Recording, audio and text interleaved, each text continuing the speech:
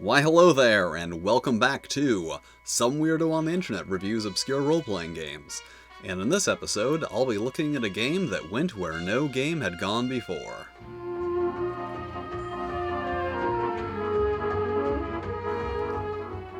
Star Trek Adventure Gaming and the Final Frontier was released in 1978 by Heritage Models, and is the first officially licensed Star Trek role-playing game.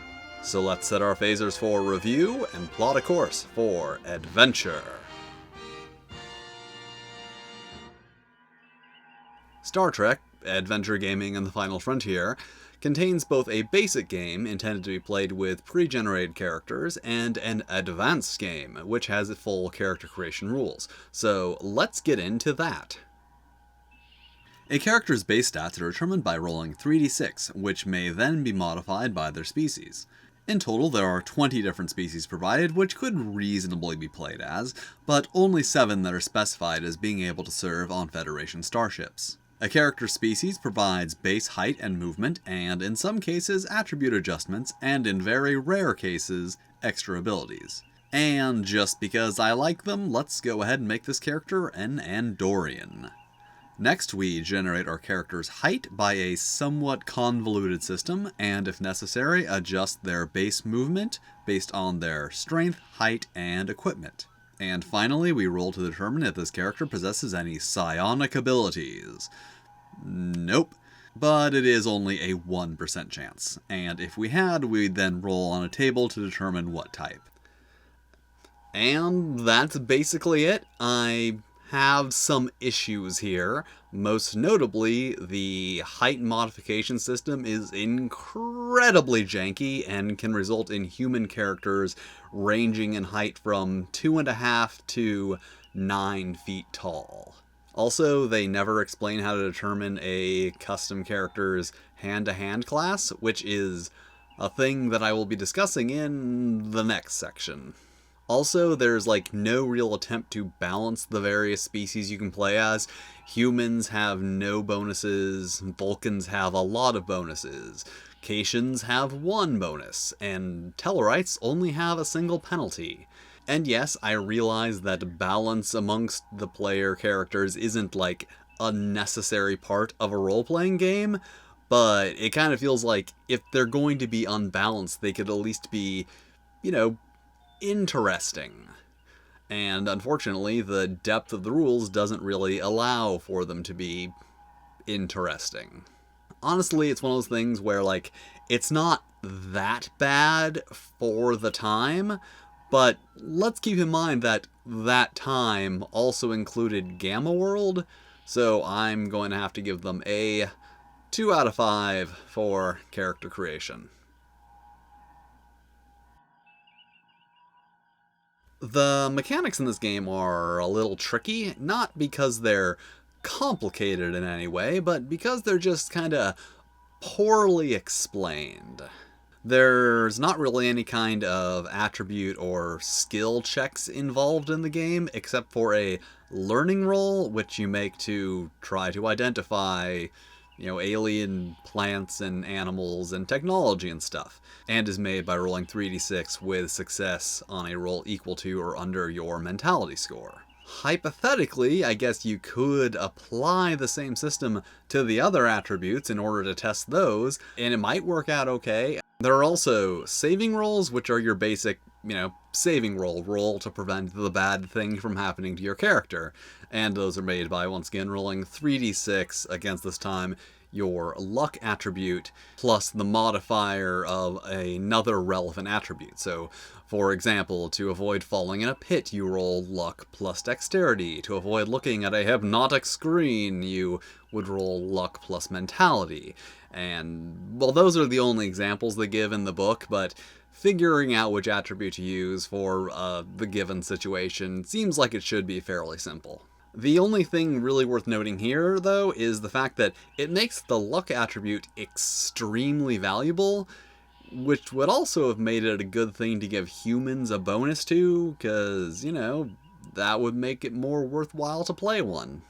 And that brings us to combat, which is always more complicated than the base rules, but in this case especially so because there are multiple types and variations of the combat, and also you have to make a few suppositions along the way. So yeah, let's get into that. So let's just start with basic hand-to-hand combat. Since the basic game uses pre-generated characters, let's just say that Captain James T. Kirk is fighting a basic Gorn. To make a hand-to-hand attack, the attacking character rolls 1d6 and adds their hand-to-hand class, plus their strength and dexterity modifiers. And the defender also rolls 1d6 plus their hand-to-hand class, luck modifier, and armor. The defense total is then subtracted from the attack total to get the damage, which is then subtracted from the defender's constitution. And now it's the Gorn's turn. The advanced hand-to-hand combat rules add weapons, and things get a little murky. In the advanced rules, attack rolls use a variable number of dice specified by the weapon. Next, we pause to question whether or not we're supposed to add the hand-to-hand combat modifiers used in the basic rules.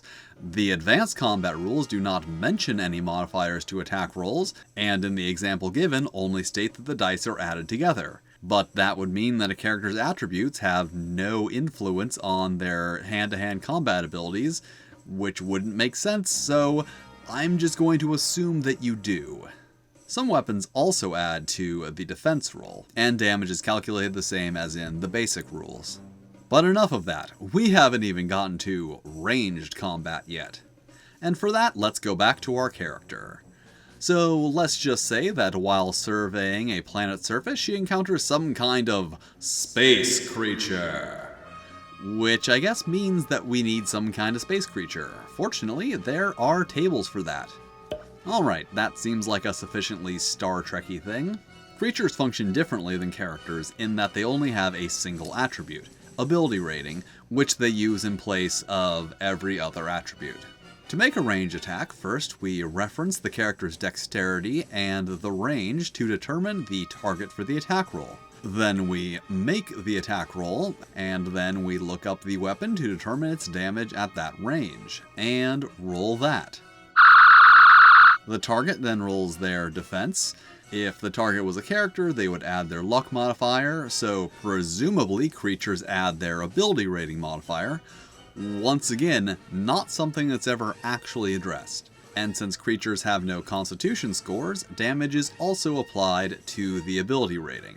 Now, this has an interesting effect, as reducing the ability rating also reduces the creature's attack and defense modifiers, which makes them get weaker as they take damage, which is kinda neat.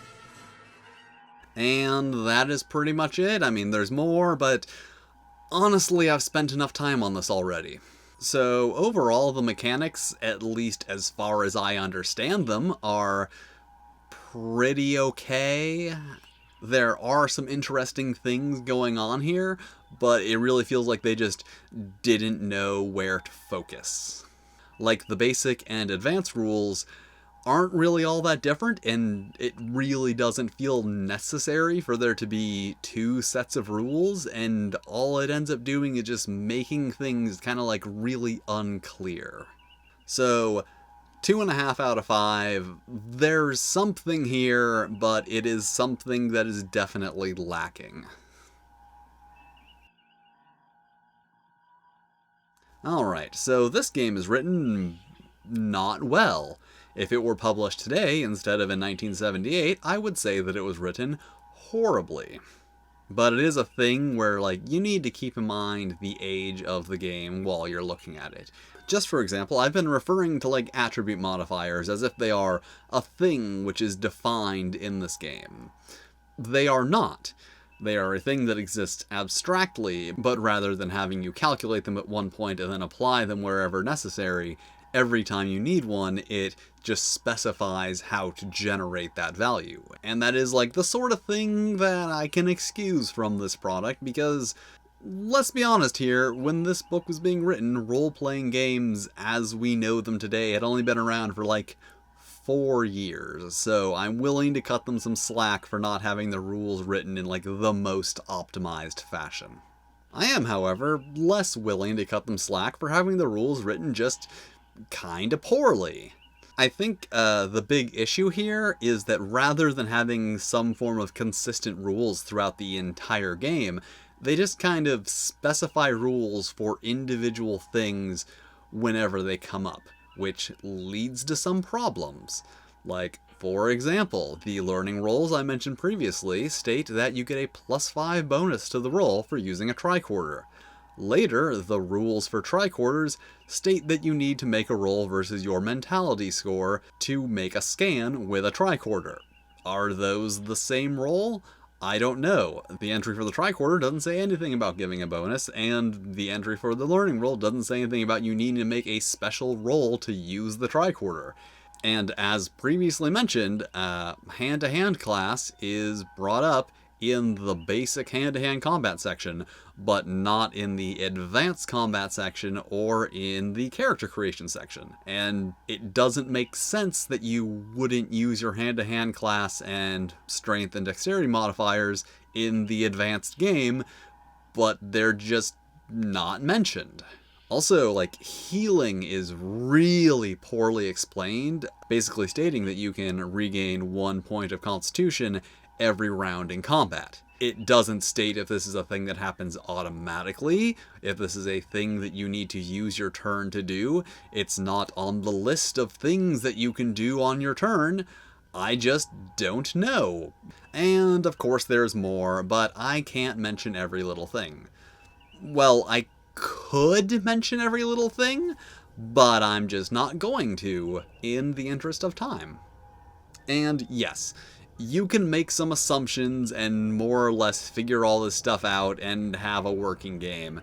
But the point is, you shouldn't need to. So, 2 out of 5, more or less understandable, but you need to do a little bit of work and make some assumptions in order to have a full-ish understanding of the rules.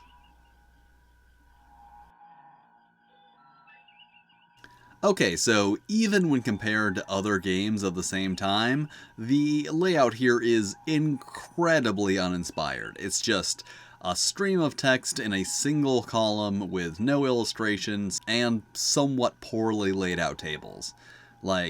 Yeah, it could be worse, but it could certainly be a lot better. So, 2 out of 5.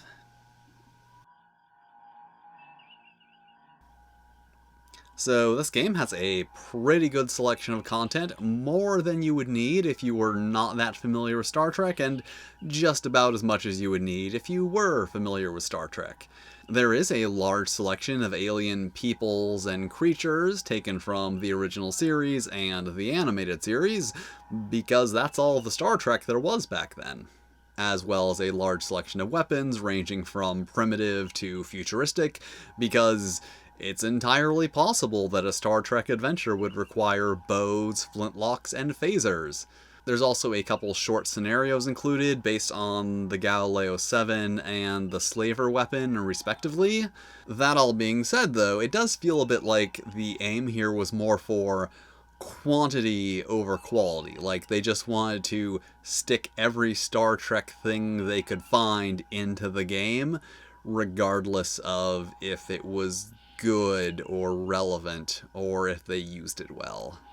A lot of the creatures and things they include only appear in a single episode, and some of the things they include they don't even give stats for, just a basic description. They give you a general idea of what a Tholian is, but they don't give you any kind of stats or anything so that you could actually use Tholians in your game.